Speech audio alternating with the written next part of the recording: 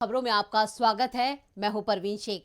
आज इस बुलेटिन में बात होगी मोदी सरकार पर बरसे सोनिया और खड़गे की, कांग्रेस के संविधान में हुए बड़े बदलाव की, बात करेंगे बिहार में महागठबंधन के चुनावी शंखनाद की, अडानी के साथ एलआईसी को लगे बड़े झटके की, जानेंगे क्या 27 फरवरी को एमसीडी की स्टैंडिंग कमेटी के लिए होंगे चुनाव, नेपाल में कैसे मुश्किल में फंसी सरकार, और बुलेटिन के आखिर में बात होगी उत्तर पूर्व के राज्यों के चुनाव में कांग्रेस की धमक की। लेकिन तमाम बड़ी खबरों से पहले एक नजर सुर्खियों पर। सांसद संजय राउत के निशाने पर आए देवेंद्र फडणवीस, बोले फडणवीस को सनसनी पैदा करने की आदत, आज डिप्टी सीएम है, कब तक रहेंगे पता नहीं। दिल्ली के सीएम अरविंद केजरीवाल का दावा, CBI deputy CM Manish Sisodia को रविवार को कर सकती है गिरफ्तार, बोले ये बहुत दुखद, लेकिन तलाशी में कुछ भी नहीं मिला।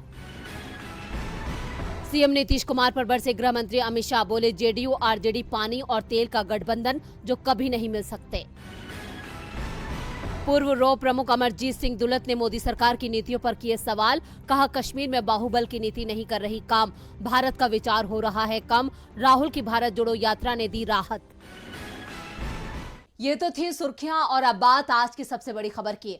रायपुर में कांग्रेस अधिवेशन के दूसरे दिन सबकी नजरें कांग्रेस की पूर्व अध्यक्ष सोनिया गांधी पर लगी थी। वो अपने संबोधन में क्या बोलती हैं? सोनिया गांधी ने कांग्रेस के मौजूदा अध्यक्ष खड़गे की तारीफ करते हुए ये साफ कर दिया कि अब कांग्रेस का भविष्य खड़गे के हाथों में है। तो वहीं उन्होंने मोदी सरकार को भी आड़े हाथों लिया। और क्या कुछ कहा सोनिया गांधी ने, देखते हैं ये रिपोर्ट। कांग्रेस के राष्ट्रीय महाअधिवेशन के दूसरे दिन आज सुबह सोनिया गांधी और मल्लिकार्जुन खड़गे अधिवेशन में पहुंचे, कांग्रेस सदस्यों को संबोधित किया। सोनिया गांधी ने कहा कि इस देश में कांग्रेस सिर्फ राजनीतिक पार्टी नहीं, बल्कि इस देश का जीता जागता लोकतंत्र है। सोनिया ने कहा, देश और कांग्रेस के लिए ये चुनौती का वक्त है, हमें निजी हितों को पीछे छोड़कर देश के लिए लड़ना होगा। दलितों, अल्पसंख्यकों पर अत्याचार हो रहा है, हर संस्था का दुरुपयोग किया जा रहा है, संविधान के मूल्यों को नुकसान पहुंचाया जा रहा है, आगे और कठिन वक्त है। सोनिया गांधी ने कहा कि राहुल गांधी ने मुश्किल यात्रा को पूरा किया, उनकी ये यात्रा काफी सफल भी रही। उन्होंने मल्लिकार्जुन खड़गे की तारीफ करते हुए कहा कि वो अच्छा काम कर रहे हैं। इस दौरान कांग्रेस अध्यक्ष मल्लिकार्जुन खड़गे ने कहा, देश में नफरत का माहौल है, सरकार रेल तेल सब कुछ अपने मित्रों को बेच रही है, दिल्ली सरकार में बैठे लोगों का डीएनए गरीब विरोधी है। खड़गे ने आगे कहा कि देशवासियों को एक संकल्प लेना है, सेवा, संघर्ष और बलिदान सबसे पहले हिंदुस्तान। गांधी जी ने आजादी के लिए किसानों और मजदूरों को झंडे के नीचे खड़ा किया। कांग्रेस जन आंदोलन के रूप में जनता के बीच आई और यहीं से एक आंदोलन शुरू हुआ। कांग्रेस नेताओं के तेवरों से साफ है कि वो आगे कठिन लड़ाई के लिए तैयार हैं। खड़गे ने 2024 के लिए नई चुनौतियों से निपटने और जीत के लिए कार्यकर्ताओं में जोश भरा। तो वहीं कांग्रेस ने अपने संविधान में बड़े बदलाव के संकेत दिए हैं। ये बदलाव 2024 में बीजेपी की परेशानी बढ़ाने वाले हैं।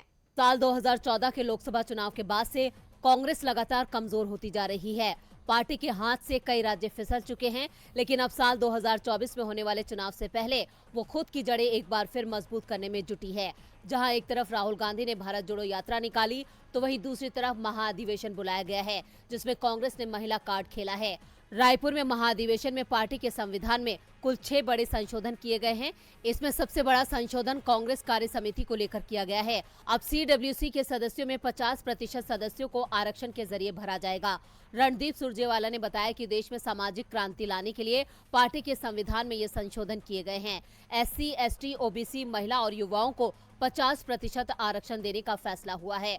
उन्होंने कहा कि पार्टी में 50 साल से कम उम्र के नौजवानों और महिलाओं की भागीदारी होगी। अब पेपर मेंबरशिप नहीं दी जाएगी, अब केवल डिजिटल मेंबरशिप दी जाएगी। इसके अलावा बूथ कमेटी और पंचायत कमेटी प्रदेश कांग्रेस की इकाई होगी। इसके लिए भी कांग्रेस ने अपने संविधान में संशोधन किया है। ग्राम पंचायत कमेटी के सदस्य ऑटोमेटिक PCC के सदस्य हो जाएंगे। पहले कांग्रेस की सदस्यता फॉर्म में पिता का नाम होता था, लेकिन अब मां और पत्नी का नाम भी होगा। इसके अलावा थर्ड जेंडर का भी विकल्प दिया जाएगा। ब्लॉक स्तर पर जहां कांग्रेस के चुने हुए सदस्य हैं, PCS की ऑटोमेटिक डेलीगेट्स होंगे। पार्टी में इन बदलावों का जल्द ही असर भी दिखेगा, जिससे बीजेपी की परेशानी बढ़ सकती है। अधिवेशन में कांग्रेस ताबड़तोड़ फैसले ले रही है जो संगठन को और मजबूत करेंगे। कांग्रेस की मजबूती बीजेपी की हार है, तो वहीं बिहार में बीजेपी की मुश्किलें बढ़ती दिख रही हैं। आज महागठबंधन और बीजेपी दोनों का ही शक्ति प्रदर्शन था। अमित शाह पटना में रैली कर रहे थे, तो उसी समय पूर्णिया में महागठबंधन की महारैली हो रही थी। महागठबंधन की रैली में लालू से लेकर नीतीश तक सभी के निशाने पर मोदी सरकार और आरएसएस रहे। इस रैली से बिहार ही नहीं, दिल्ली तक हलचल मची रही। पूर्णिया का रंगभूमि मैदान खचाखच भरा हुआ था। महागठबंधन की रैली थी, 7 पार्टियों के नेता मंच पर थे। महागठबंधन के सबसे लोकप्रिय नेता लालू प्रसाद यादव पटना से वीडियो कॉन्फ्रेंसिंग के जरिए रैली से जुड़े। रैली में लालू यादव ने मोदी सरकार के साथ आरएसएस को भी अपने निशाने पर लिया। लालू ने कहा, बीजेपी और आरएसएस घोर आरक्षण विरोधी है। जो आरएसएस चाहता है वही नरेंद्र मोदी कर रहे हैं। ये लोग देश को बांटने का काम कर रहे हैं। लोकतंत्र रहेगा, संविधान रहेगा, तभी हम और हमारा देश रहेगा। अब हम और नीतीश एक हो गए हैं। अब मोदी सरकार के जाने का वक्त आ गया है। लालू ने फ्री राशन योजना को लेकर कहा कि सरकार को सुप्रीम कोर्ट के दबाव के चलते राशन बांटना पड़ रहा है। कोर्ट ने कहा कि गोदाम में रखा राशन खराब हो रहा है, उसे जनता में बांटो। सरकार मजबूरी में इसे बांट रही है। दूसरी ओर नीतीश कुमार ने एक बार फिर मोदी सरकार के खिलाफ मोर्चा बनाने के लिए कांग्रेस को आगे बढ़ने के लिए कहा। नीतीश ने कहा कि कांग्रेस को विपक्षी गठबंधन को लेकर जल्दी फैसला करना चाहिए। हम सबको एक होना होगा।